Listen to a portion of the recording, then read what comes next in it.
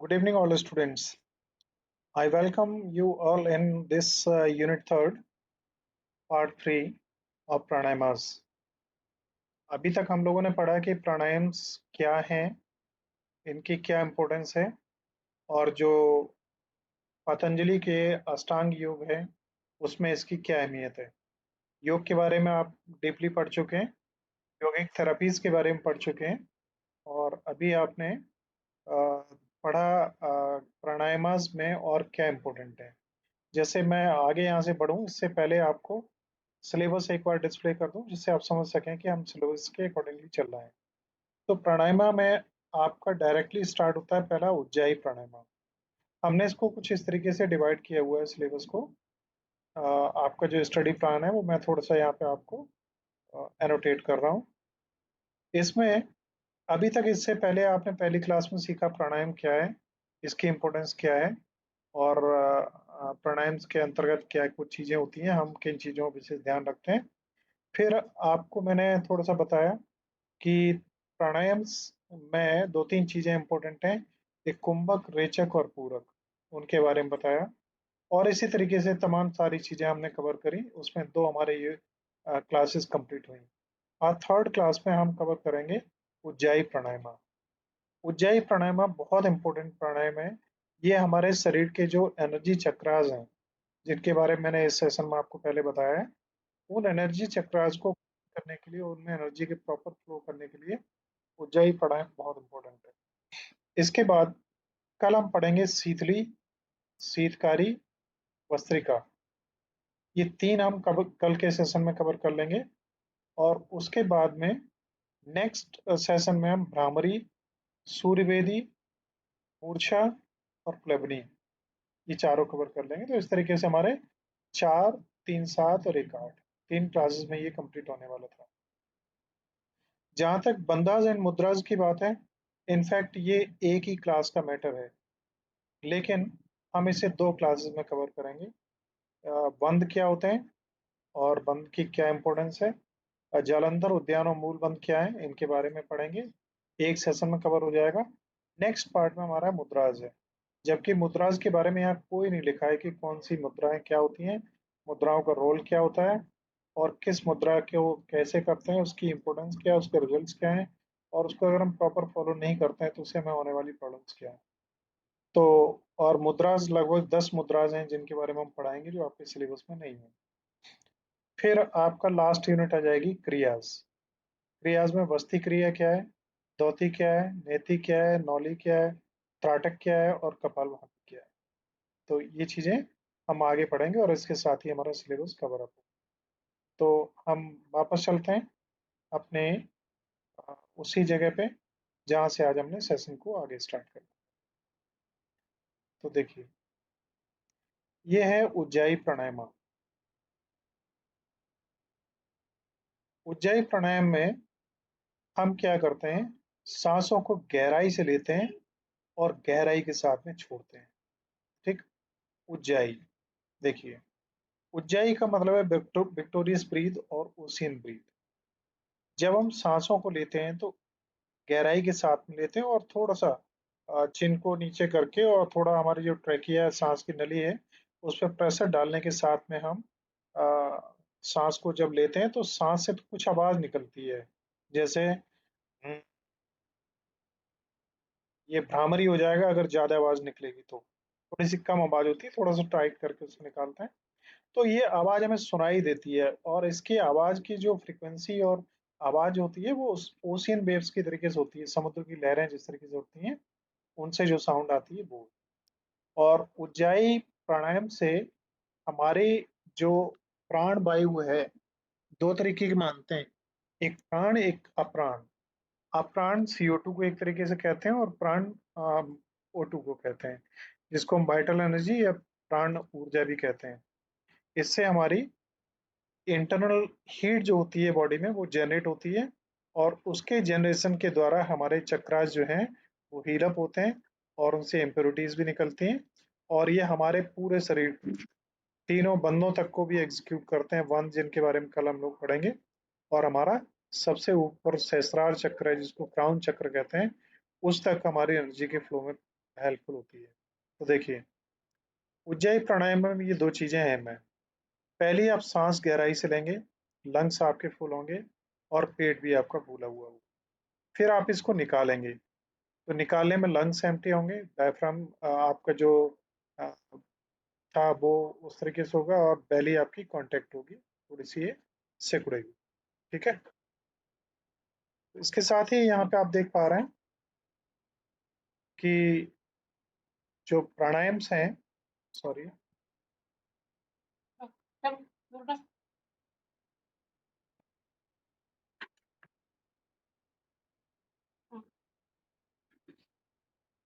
हे Roxy,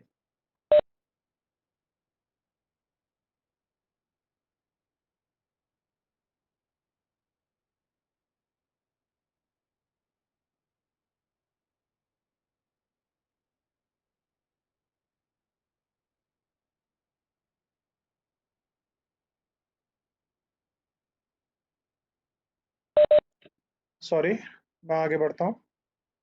अब उज्जाई प्राणायाम को कैसे करें? उज्जाई प्राणायाम को करने के लिए सबसे पहले आप सीटेड पोजीशन, जिसमें आप आसन की मुद्रा में बैठते हैं, उसमें आप बैठ जाइए। और ये आप देख रहे हैं, फर्स्ट फिंगर जो है वो अंगूठे के साथ मिली हुई है, इसको ज्ञान मुद्रा कहते हैं। सीटेड पोजीशन पे ऐसी जिसमें लॉन्ग टाइम के लिए आप बैठते हैं, या चेयर पे भी बैठ के आप कर सकते हैं। आपकी जो स्पाइन है वो स्ट्रेट होनी चाहिए, शोल्डर्स रिलैक्स होने चाहिए और आपके हैंड जो हैं वो रेस्टिंग पोजीशन पे होनी चाहिए आपकी नीज के ऊपर, जैसा कि आप यहाँ देख पा रहे हैं क्षेत्र। उसके बाद में अगर आप कंफर्टेबल फील करते हैं तो आप अपनी आंखें बंद कर लें, कुछ गहरी सांस लें और उनको बाहर निकालें, जिससे क्या है कि आप इस उज्जाई प्राणायाम के लिए तैयार हो सकें। देखिए, तमाम जो प्राणायाम्स होते हैं उनमें बहुत सारे डिफरेंसेस अपनी आवश्यकता के अनुसार कर लिए जाते हैं। कई लोग भस्त्रिका की तरीके से भी उज्जाई को भी यूज करते हैं, और जो कि थोड़ा सा डिफरेंट होते हैं। तो यहाँ पे आप देखेंगे नेक्स्ट में, begin to breathe in and out your nose as you inhale gently, constrict the back of your throat to create a slight resistance to the airflow. आप गहराई से सांस लेना और छोड़ना स्टार्ट करें, लेकिन इसी समय ध्यान रखें कि जिस समय आप सांस ले रहे हैं, थोड़ा सा आप अपने जो बैक थ्रोट का पार्ट है उसको दबा के रखें, जिससे आपकी एयर फ्लो पर थोड़ा सा दबाव पड़े। और उस दबाव को पड़ने से क्या होगा, आपकी जो गले से है एक विस्परिंग साउंड निकलेगी, और ये साउंड जैसे हमारी ओशियन वेव्स होती हैं उस तरीके से हमें आवाज सुनाई देगी। और इस मुद्रा को, ये जो सिकुड़ने वाली है ना, गर्दन को गले को थोड़ा सा दबाने वाली मुद्रा है, इसको थोड़ा सा कंटिन्यू रखना है। जब आप सांस निकालेंगे तब भी इसको रखना है, और सांस लेने के टाइम भी रखना है। और सांस हमारी स्टडी एंड स्मूथ होनी चाहिए, बहुत तेजी के साथ नहीं लेनी है, बहुत तेजी के साथ नहीं छोड़नी है। और ठीक उसी तरीके जैसे समुद्र में आप लहरों को उठता और गिरता हुआ देखते हैं, तो उनमें एक लगभग क्रम होता है, कोई बहुत फास्टनेस या बहुत स्लोनेस नहीं होती।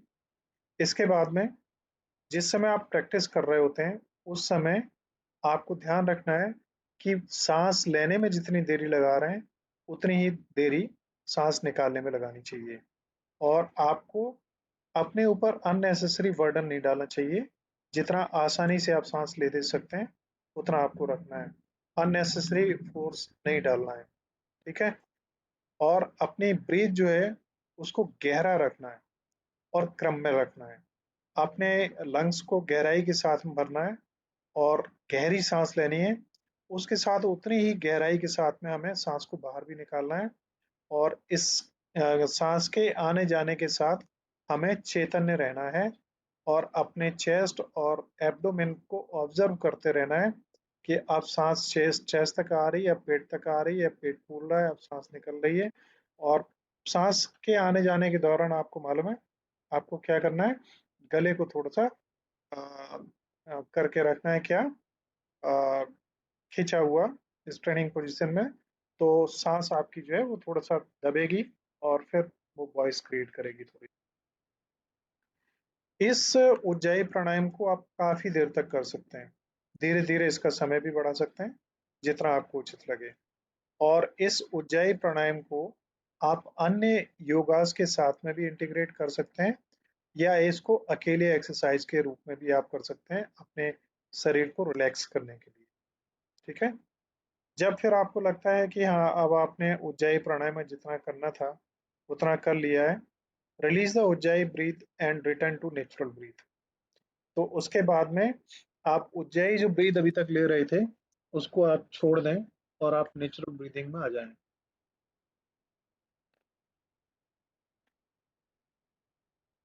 नेचुरल ब्रीथिंग मीन्स अब आपको अपने गर्दन पे जोर नहीं देना है,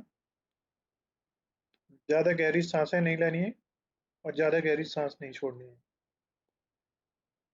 उसके थोड़ी देर बाद आप क्या करें, अभी तक आंखें आपकी बंद हैं, अच्छा ये हो कि आप दोनों हथेलियों को आपस में रगड़ के पूरे फेस पे मसाज करें, माथे पे करें, आईब्रोज पे करें। उसके बाद में पाम्स को आंखों के सामने रखें और धीरे से अपनी आंखों को खोलें। उसके बाद हटा लें और रिलैक्स होके फिर आप इस आसन से बाहर आ सकते हैं। अब इसके बेनिफिट क्या है? इसको विक्टोरियस ब्रीथ या ओसिन ब्रीथ के नाम से जाना जाता है। इसके लाभ बहुत हैं। इसके फिजिकल, मानसिक और शारीरिक दोनों कई तरीके के लाभ हैं। और इससे हमारा क्या होता है, शरीर रिलैक्स होता है, हमारी माइंड एंड बॉडी का कनेक्शन आपस में होता है। और ये उज्जाई प्राणायाम जो है बड़े धैर्य के साथ, बड़े मन के एकाग्रता के साथ और पूरे समर्पण के साथ अगर ध्यान से किए जाए तो उसके बहुत सारे लाभ होते हैं। क्या क्या लाभ है? देखिए आपके सामने स्क्रीन पे है, आप देख पा रहे हैं। काम्स द माइंड, आपके दिमाग को शांत करता है। और दिमाग ही आपका है जो आपकी पर्सनालिटी और आपके होने का एक मतलब एक रिजल्टिंग के रूप में है। आपके दिमाग में क्या चल रहा है उसके आधार पे आप काम करते हैं, और जो आप काम करते हैं उससे आपकी पहचान बनती है। Improves connection, concentration. इससे क्या है, उज्जाई प्राणायाम से आपका ध्यान काफी बेहतर होता है, आपके रेस्पिरेटरी फंक्शन जो है वो बेहतर होता है। और रेस्पिरेटरी ट्रैक्ट में या लंग्स वगैरह में कोई प्रॉब्लम होती है तो उनमें भी आराम मिलता है। ऑक्सीजनेशन को बेहतर करता है, मीन्स आपके शरीर तब महसूस होती है ज़्यादा जब आप कार्बन डाइऑक्साइड की मात्रा आपके शरीर के अंदर बढ़ जाती है। और जब आप सांस बहुत गहरी लेते हैं, बहुत गहरी निकालते हैं, तो ऑक्सीजन गहराई में जाती है और कार्बन डाइऑक्साइड गहराई से निकलती है। इस तरीके से आपकी बॉडी में ऑक्सीजनेशन की प्रक्रिया बढ़ जाती है। Worlds heat in the body, इससे हमारे शरीर के अंदर हीट जनरेट होती है। तो आपको ध्यान ये भी रखना है कि गर्मी के दिनों में इसे ज़्यादा नहीं करना है। साथ में जिनका ब्लड प्रेशर ज़्यादा रहता है उन्हें नहीं करना है। और जिनको ज़्यादा टेंशन या साइकोलॉजिकल प्रॉब्लम्स है उन्हें भी बड़े रिलैक्सेशन के साथ में करना है। और ये क्या करता है, आपके नर्वस सिस्टम को बैलेंस करता है। नर्वस सिस्टम में आप जानते हैं, कल भी मैंने बताया था कि तीन नाड़ियां मुख्य हैं, ईडा, पिंगला और सुषुम्ना, जो हमारी नाक से रिलेटेड होती हैं। सांस जब हम लेते हैं तो आपको मालूम है हमारी नाक और उसके साथ ही नाक से जुड़ी हुई हमारी तीनों जो नाड़ियां हैं वो भी रिजल्ट के रूप में एक्साइट होती हैं, और उसके साथ ही उनकी भी जो एक्सरसाइज है वो हो जाती है। इसके साथ हम वर्ड सपोर्ट्स मेडिटेशन प्रैक्टिस। जब आपके अंदर ऊर्जा ज़्यादा होगी, आपके अंदर एकाग्रता ज़्यादा होगी, आपके अंदर शांति होगी, आपके अंदर कंसंट्रेशन होगा, आपके अंदर फ्री फ्लो होगा ब्लड का, और नर्वस सिस्टम बेहतर होगा, तो मेडिटेशन में आसानी से ध्यान लगेगा। अब मेडिटेशन आपको कब ध्यान नहीं लगता है? जब मन में तमाम तनाव और भटकाव और प्रॉब्लम्स चल रही होती हैं, तो ये उन सबको शांत करता है। और इसके साथ में प्रमोट्स माइंड बॉडी अवेयरनेस, आपके शरीर और शरीर में उठ रही संवेदनाओं के प्रति भी ये जागरूक करता है। तो उज्जाई प्राणायाम बहुत इंपॉर्टेंट और अच्छा है।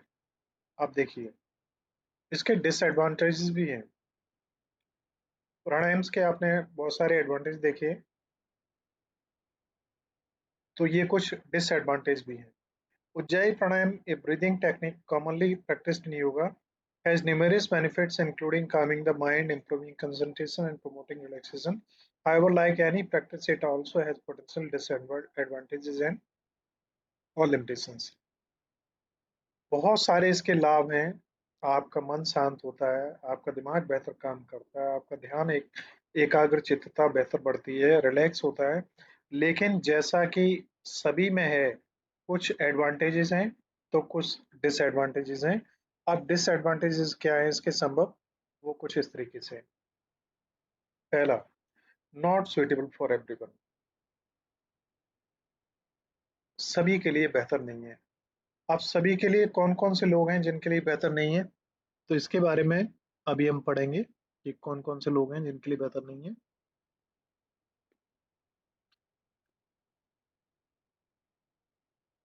इसके बाद नेक्स्ट है, incorrect technique can lead to strain. गलत तरीके से किया तो हमारे शरीर में कहीं भी मांसपेशियों में तनाव पैदा हो सकता है, हमें चक्कर आ सकते हैं, हाइपर वेंटिलेशन हो सकता है। हाइपर वेंटिलेशन क्या होता है, कोई बताएगा?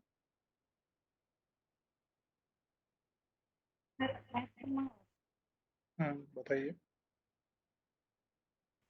सर इसमें क्या कहते हैं, ब्रीदिंग का मतलब ब्रीदिंग प्रोसेस बहुत शॉर्ट हो जाता है, मतलब सांस अंदर एकदम से आती है, सांस अंदर से बाहर जल्दी जाती शॉर्ट नहीं होता है, शॉर्ट होता तो हाइपो होता है, और हाइपर होता है ज्यादा है। हाइपर वेंटिलेशन, वेंटिलेशन जानते ही है, हवा का आना जाना। तो बहुत गहराई से बहुत तेजी के साथ और जल्दी जल्दी अगर हम करते हैं तो हमारे ऑक्सीजन एंड जो CO2 है, उसके आने जाने की प्रक्रिया बहुत तेज हो जाती है, हमारा शरीर उसके साथ मैचअप नहीं कर पाता है। तो ऐसी स्थिति हाइपर वेंटिलेशन कहलाती है। ऐसे में कई बार चक्कर आते हैं और कुछ लोगों को इवन फेंटिंग तक हो जाती है, वो बेहोश हो जाते हैं। पोटेंशियल फॉर ओवर एक्सरेशन, कई बार आप क्या करते हैं, एक्सीरेट मीन्स क्या होता है मालूम है ना? अशुद्धियों को बाहर निकालना। और ओवर एक्सीरेशन क्या है? ज्यादा अशुद्धियों को बाहर निकाल देना। अब आप को क्या मतलब इसका समझेंगे, अशुद्धियां जितनी ज्यादा निकले उतना अच्छा है, लेकिन ऐसा नहीं है। देखिए, रात को सोने के समय अगर आपने इसको ज्यादा किया तो आपको नींद नहीं आएगी, आपके अंदर ऑक्सीजन का लेवल बढ़ जाएगा और आपको नींद नहीं आएगी, नींद आपकी डिस्टर्ब हो जाएगी। तो रात को सोने के टाइम में इसको ना करें। ओवर एक्सीरेट आप कर लेंगे तो भी दिक्कत होगी। इमोशनल रिलीज, कई बार ये उज्जाई प्राणायाम को करते हुए हमारे सामने इमोशनल रिलीज हो जाती है प्रॉब्लम। क्या होता है इमोशनल रिलीज, जानते हैं? हमारा जो मन है ना, उसमें विचार उठते हैं। कभी विचार प्रेम के उठते हैं, कभी करुणा के उठते हैं, कभी घृणा के उठते हैं, कभी दुश्मनी के उठते हैं, कभी दोस्ती के उठते हैं, कभी कोई पुरानी याददाश्त आ जाती है, कभी कुछ हो जाता है, कभी कुछ हो जाता है। तो इनमें से कोई भी विचार किसी भी समय उठ सकता है और वो आपको स्ट्राइक करेगा। और आपको अगर कोई भी इमोशनल रिलीज होती है तो या तो आप बहुत खुश हो जाएंगे, या उदास हो जाएंगे, या मन खराब हो जाएगा, या क्या होगा। ये ठीक कैसा होता है मालूम है? एक एग्जांपल अगर मैं दूं तो, जैसे कोई समुद्र है, या नदी है, या तालाब है। तालाब रेस्टिंग स्टेट में नहीं है, मान लीजिए तेज हवाएं चल रही हैं तो तालाब के अंदर भी लहरें उठ रही हैं। अब अगर आप थोड़ा सा ध्यान से देखें, या आप क्या करें, एक शांत पानी के तालाब में एक पत्थर फेंक दें और किनारे बैठ के फिर देखें कि जो लहरें उठ रही हैं, कोई एक लहर आप क्या देख पा रहे हैं कौन सी और कहाँ तक जा रही है? माइक्रोफोन ऑफ कर लीजिए, कुछ लोगों के होने भी। तो कौन सी लहर उठी, कहाँ गई, कहाँ खत्म हुई? इसी तरीके से कई बार क्या है, आपके साथ में इमोशनल रिलीज होता है। जैसे आप कभी कभी महसूस करते हैं कि आज मन बड़ा खुश हो रहा है, अपने आप ही खुश हो रहा है। आज हमारा मन दुखी हो रहा है और हमें ये पता नहीं है दुख का हमारा कारण क्या है। आज हमारा मन कुछ बेहतर खाने के लिए कर रहा है। आज हमारा मन मतलब इस तरीके से हो रहा है कि हमें लग रहा है कि हम कुछ डिफरेंट करें। अब वो हम क्या डिफरेंट करें हमें ये भी नहीं पता है। तो ये ठीक वही पोजीशन है जैसे समुद्र में उठने वाली लहर है। कौन सी लहर उठ रही है, कहाँ जा रही है, कहाँ खत्म हो रही है, क्या हो रहा है, हमें नहीं पता लगता। Dependency on the technique. कई लोगों को ऊंचाई इतना ज्यादा बेहतर लगता है कि एक ही प्राणायाम में उन्हें सभी एक्सरसाइज, सभी योगा और सभी प्राणायाम का लाभ मिला जा रहा है। तो वो इसी के ऊपर डिपेंडेंट होने लगते हैं और फिर उन्हें लगता है बाकी की सारी टेक्निक्स खराब हैं। तो ये चीज़ गलत है। Distraction from other practices. और जितने आप योगा या प्राणायाम या अष्टांग योग के अन्य पार्ट हैं जिनके बारे में अभी आपने जाना भी नहीं है, उन सभी के बारे में भी आपको उनसे मोह भंग हो जाएगा कि वो सब बेकार हैं। कुल मिला के उज्जैन बेहतर है। तो ये कुछ डिसएडवांटेजेस हैं। इन्हें थोड़ा सा डिटेल में हम आगे और देखेंगे। तो देखिए, अब नॉट सुइटेबल ये किसके लिए ठीक नहीं है। वो लोग जिनको COPD, chronic obstructive pulmonary disease या एस्थमा। एस्थमा में क्या होता है कि सांस अगर खांसी आती है तो बहुत तेज आती है, आती चली जाती है, आती चली जाती है। हमारे कई बार इसी में उसे दौरा और पड़ता है, अटैक पड़ता है एस्थमा का, और पेशेंट बेहोश हो जाता है। इसी तरीके से जो पल्मोनरी आपकी आर्टरीज और पल्मोनरी वेन है, उसमें अगर किसी तरीके की कोई दिक्कत हो जाती है, वो उसके अंदर कोई जख्म हो गया या उसके अंदर कोई गांठ पड़ गई या उसके अंदर और कोई दिक्कत हो गई जिससे किसी भी तरीके की रुकावट पैदा हो रही है CO2 या O2 के आने जाने में, तो ये सीओपीडी कहलाती है। तो ऐसी स्थिति में आप अगर इस प्राणायाम को करते हैं तो आपको और भी प्रॉब्लम्स खड़ी हो सकती है। Next, incorrect technique. अगर गलत तरीके से किया तो गले की मसल्स के अलावा आपके बैक में और ये चेस्ट की मसल्स में भी आपको पेन महसूस हो सकता है। डिजीनेस और hyperventilation, this can occur due to rapid changes in oxygen and carbon dioxide levels in the blood stream। अगर हम ऊंचाई को बहुत ज़्यादा देर तक और बहुत तेजी से करते हैं तो जो इनटेक ऑक्सीजन का और CO2 का एक्सेलिंग जो प्रक्रिया है वो ज़्यादा होने से हमारा ब्लड स्ट्रीम में जो ऑक्सीजन और कार्बन डाइऑक्साइड का जो रेशियो होना चाहिए वो डिसबैलेंस हो जाएगा। इसके साथ ही पोटेंशियल फॉर ओवर एक्सीरेशन। ज़्यादातर संभावना ये होती है कि आप ओवर एक्सीरेट कर लेंगे और ओवर एक्सीरेट करने से आपको थकान बढ़ जाएगी और इसके साथ ही आपको तमाम दिक्कतें इससे रिलेटेड महसूस होने लगेंगी। इसलिए आपको ज़्यादा नहीं करना है, लिमिट में ही रहना है।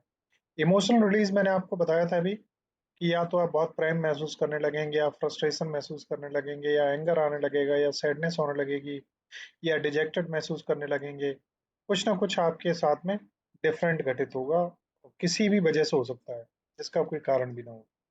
डिपेंडेंसी ऑन द टेक्निक्स, ये बहुत ही अच्छी रिलैक्सेशन और स्ट्रेस रिलीविंग ऊर्जाई प्राणायाम है। इसको करने के बाद कई बार आपको यही फीलिंग आने लगे कि यही अपने आप में अकेला काफी है। तो ऐसा गलत है।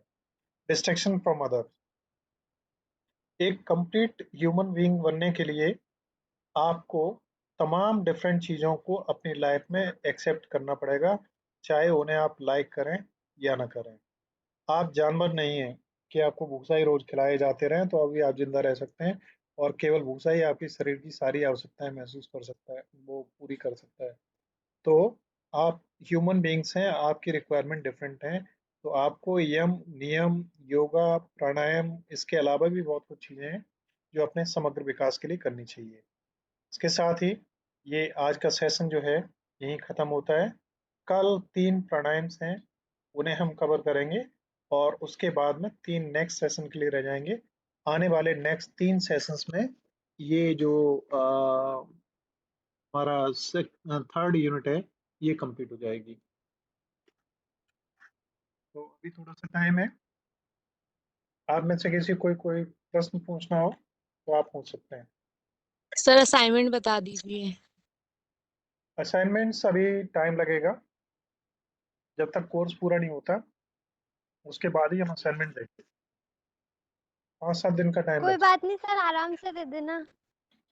आपको टाइम भी सफिशिएंट मिलेगा असाइनमेंट सबमिट करने के लिए, उसके लिए कोई प्रॉब्लम नहीं होगी।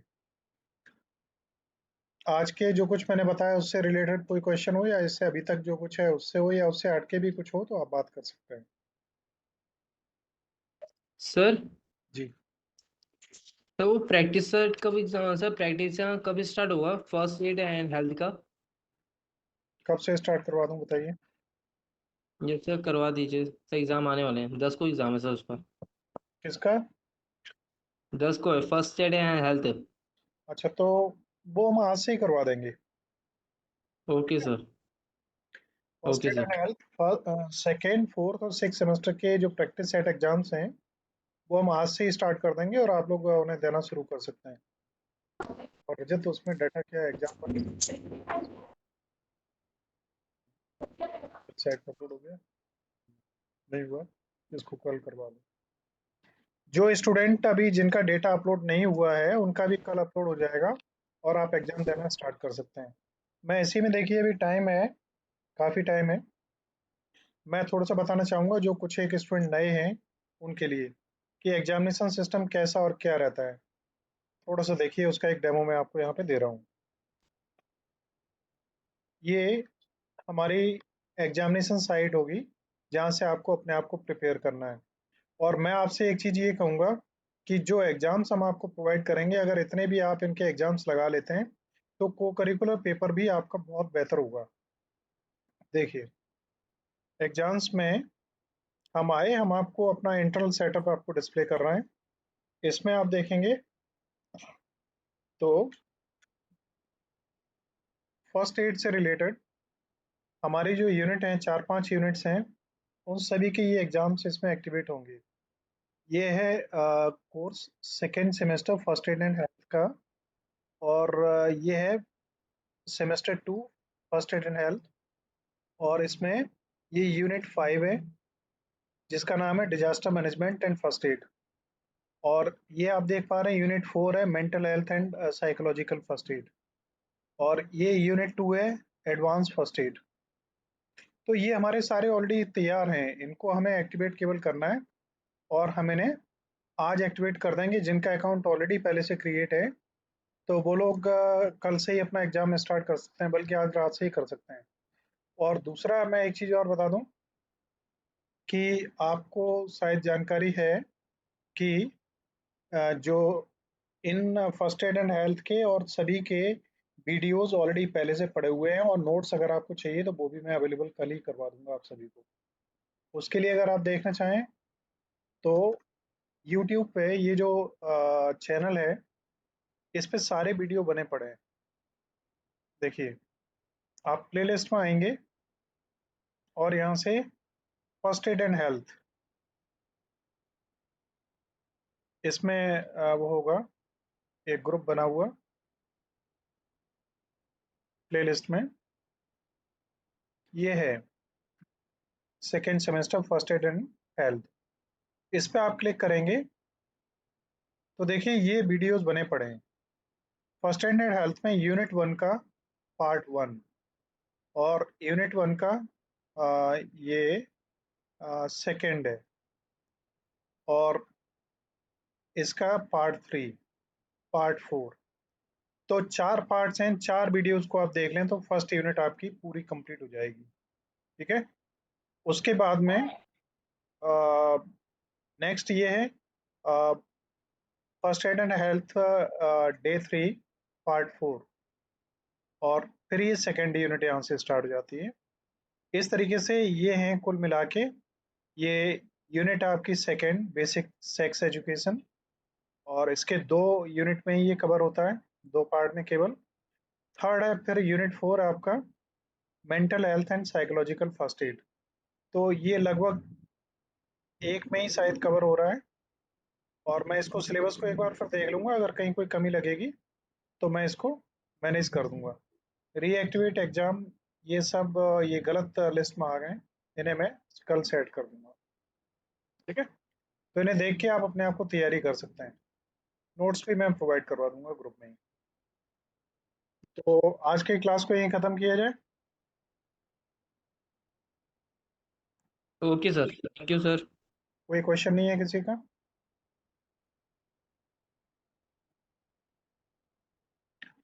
ध्यान की में एक आज मैंने जो आपको पढ़ाया है वो आपने पढ़ा, कौन सा प्राणायाम था?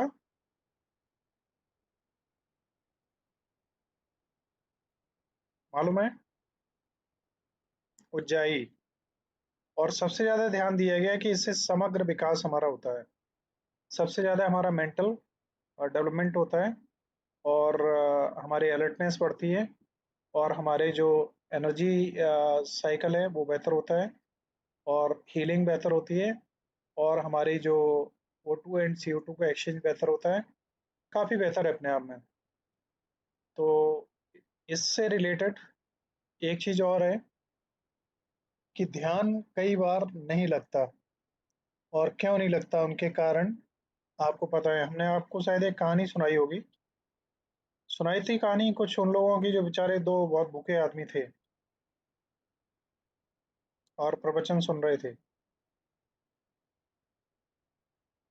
क्यों भाई, सुनिए कि नहीं आप लोगों ने? No sir. सर। लॉगिन करने का तरीका वगैरह देखिए, आप लोग जो मैसेज कर रहे हैं वो ऑलरेडी सब कुछ वीडियो बने पड़े हैं, कल से मैं स्टार्ट करवा दूंगा इन्हें।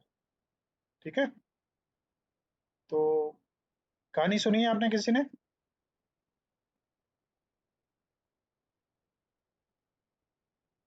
नहीं? ओके, चलिए मैं सुनाता हूँ, 5 मिनट का समय आपको लगेगा। एक अच्छी कहानी है जहाँ पे आपको ध्यान आएगा कि कुछ चीजें ऐसी हैं जहाँ पे आप ध्यान कर ही नहीं सकते, क्योंकि वो परिस्थितियां ऐसी बना देते हैं जहाँ पे सब ध्यान बेकार हो जाता है। तो एक छोटी सी कहानी है। स्वामी विवेकानंद के गुरुजी का नाम बताइए आप लोग, क्या था?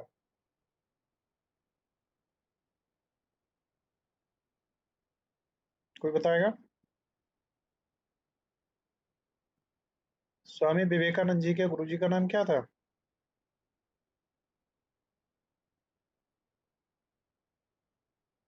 रामकृष्ण परमहंस, है ना? अनफॉर्चुनेटली आप लोगों को दुनिया के बहुत लोगों के नाम याद होंगे, दुनिया के बहुत स्टार्स के, बहुत क्रिकेटर्स के, सबके नाम याद होंगे।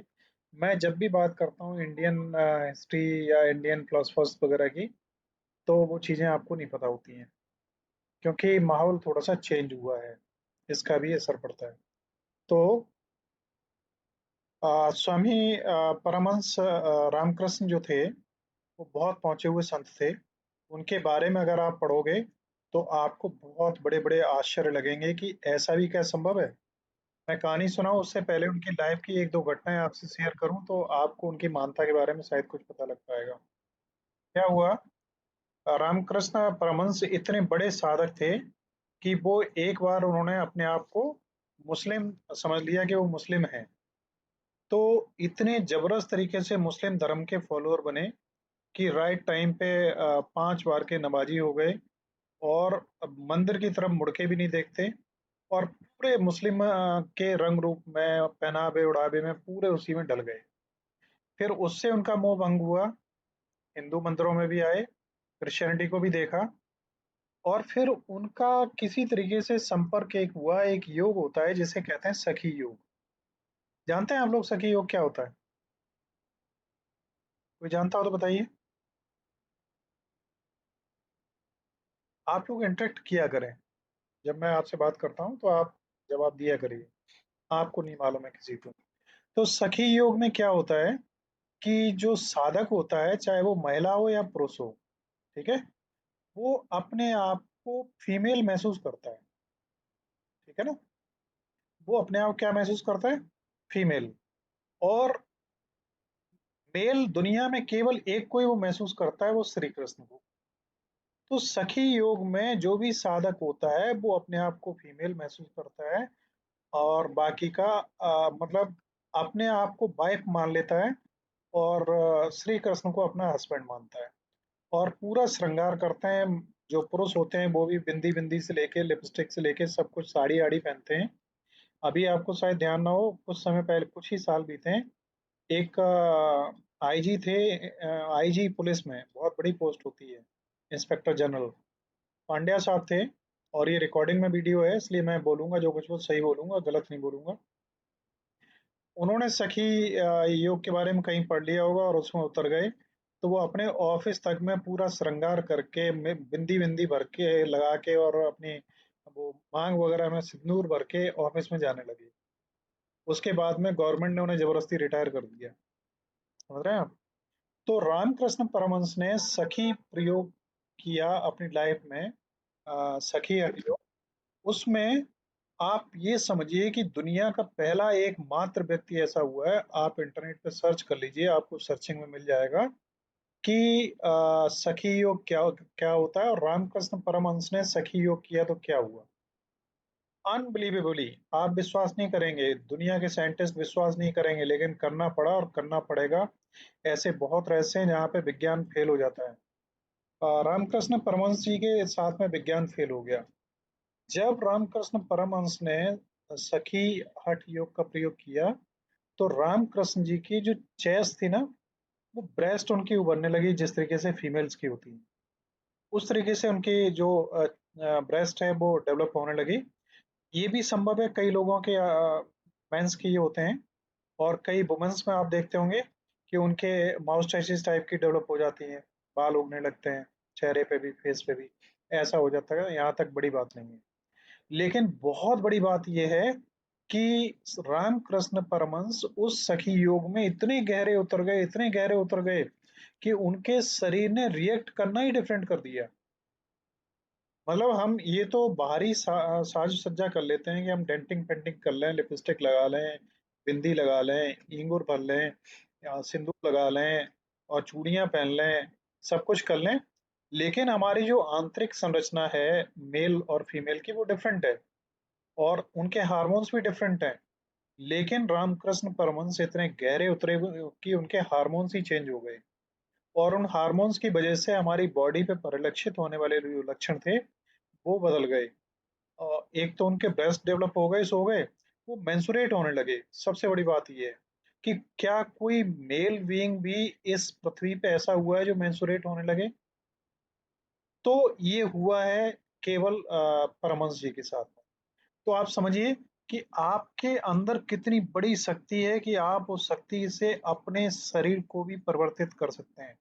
तो शरीर को परिवर्तित कर सकते हैं, तो मन कितने बड़े लेवल पे परिवर्तित हुआ हुआ जहां से ये परिवर्तन रामकृष्ण जी के शरीर पर इतने बड़े लेवल पर दिखाई दिया। अब मैं आता हूँ रामकृष्ण जी की उस घटना पे, जहाँ पे क्या हुआ कि वो बंगाल में थे, और काली माता के बहुत बड़े उपासक थे। बंगाल में एक हुगली नदी है जो बंगाल कलकत्ता से पास होके बहती है। रात्रि का टाइम था, 11-12 बज रहे थे, और बहुत सुंदर वातावरण था। गर्मी थी नहीं, ठंड भी थी नहीं, बड़ी सुंदर हवा चल रही थी, और पूर्णमासी का दिन था, पूरा चांद खिला हुआ था। और चांद की किरणें, सुंदर किरणें जो है पानी की पड़ रही थी किस पे, पानी पे, जो हुगली नदी का पानी था। तो उसमें तरंगें उठ रही थी, तरंगों के ऊपर सूर्य की किरणें पड़ रही थी। अब आप समझिए कितना सुंदर दृश्य होता है। तो रामकृष्ण परमहंस जी प्रवचन दे रहे थे, उसी पीरियड में वो नोटिस कर रहे थे कि दो आदमी बैठे हुए हैं, सैकड़ों हजारों लोग वहां पे बैठे हैं, इतने पिन ड्रॉप साइलेंस में हैं कि कोई दूसरे की तरफ देख भी नहीं रहा है, सब उन्हीं की तरफ पूरी तरह देख रहे हैं। तो ऐसे में क्या हुआ कि रामकृष्ण परमहंस जी जो है, ये देख रहे हैं कि दो आदमी बार बार कभी इधर करवट ले रहे हैं, कभी उधर करवट ले रहे हैं, कभी इधर झुक रहे हैं, कभी उधर झुक रहे हैं। तो आप जानते हैं जहाँ पे पिन ड्रॉप साइलेंस हो, वहां पे इस तरीके से अगर एक्टिविटीज कोई करे तो क्या होगा। तो वो उनका ध्यान बार बार डिस्टर्ब हो जा रहा था। वो बोलना कुछ और चाह रहे थे, फिर उन्हें कुछ और बोलना पड़ता था, क्योंकि एक रिदम होता है अगर फ्लुएंटली बोलना चाह रहे हैं। अब जैसे मैं आपको अभी इस समय जो कुछ बोल रहा हूँ, मेरे सामने अगर आप लोग बैठे होते और आपकी एक्टिविटीज कुछ अलग होती तो मैं शायद डिस्टर्ब होता। तो क्या हुआ कि काफी देर उन्होंने देखा, घंटा भर हो गया, और वो जो जिस बोलने की पीक पे पहुंचना चाह रहे हैं, वो वहां पहुंच ही नहीं पा रहे। क्योंकि जब बोलते हैं 2-3 मिनट में ही कुछ ना कुछ वो ऐसी एक्टिविटी करते हैं कि उनका ध्यान गड़बड़ हो जाता है। तो फिर उनसे नहीं रहा गया, रामकृष्ण जी से। उन्होंने उन दोनों को उठाया, और उठाने से पहले रामकृष्ण परमहंस क्या कह रहे थे कि देखो कितनी सुंदर रात्रि है, कितना सुंदर चंद्रमा है, और कितना सुंदर माहौल है, कितनी ठंडी अच्छी सुंदर हवा बह रही है और इतना सुंदर वातावरण है कि ऐसी रात्रि में क्या एहसास होता है लोगों को। आपको मालूम है कि अगर पूर्णमासी की जो रात्रि होती है उसमें जो चंद्रमा होता है, उस चंद्रमा को देखने के लिए चकोर पक्षी होता है। चकोर जानते हैं? कितने लोग जानते हैं चकोर पक्षी क्या होता है? जानते हैं आप में से कोई? बताइए, रिप्लाई करिए अगर कोई जानता है तो। नहीं जानते हैं। चलिए, प्रियंका जानते हैं। और कितने लोग जानते हैं चकोर क्या होता है? निशा को मालूम है। विनीता को नहीं मालूम है। चलिए, बहुत लोग होंगे जिन्हें नहीं पता है।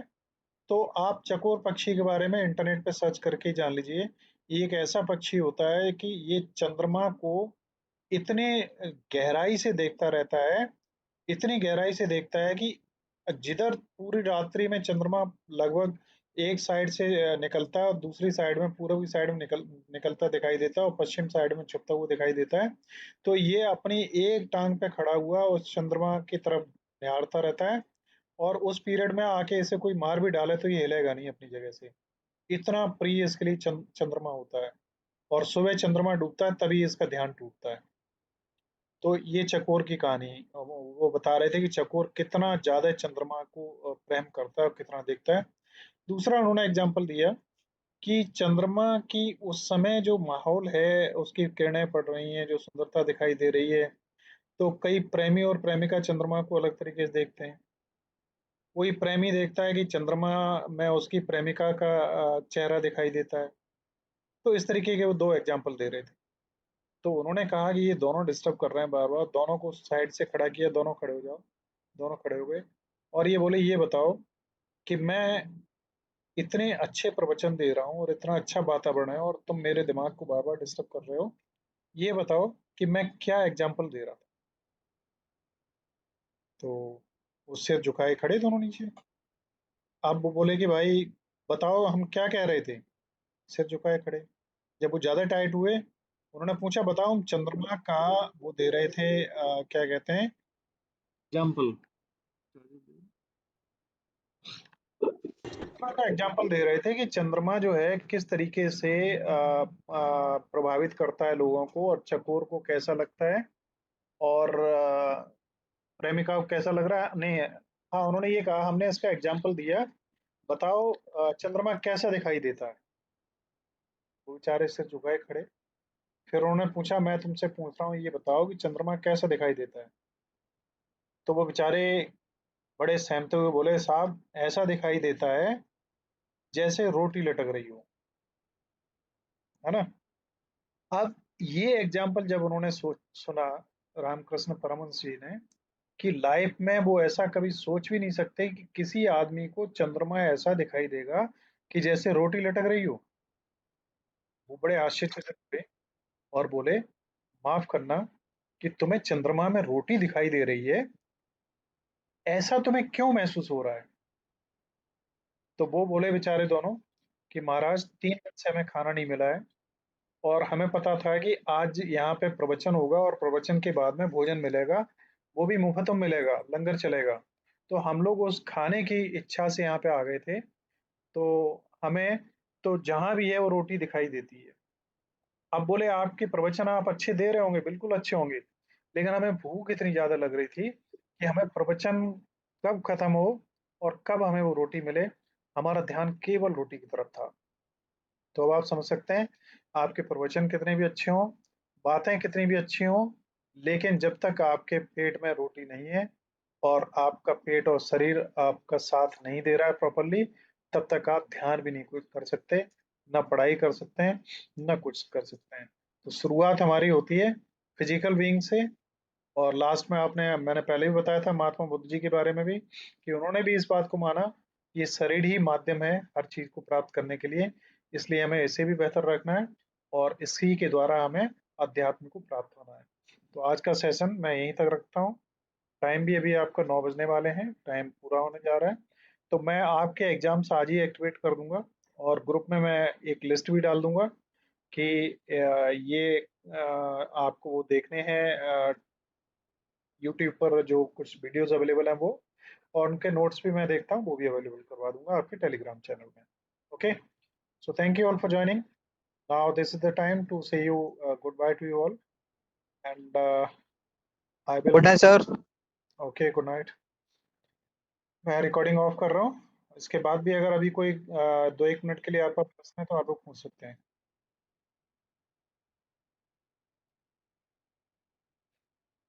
No, okay, thank you, good night.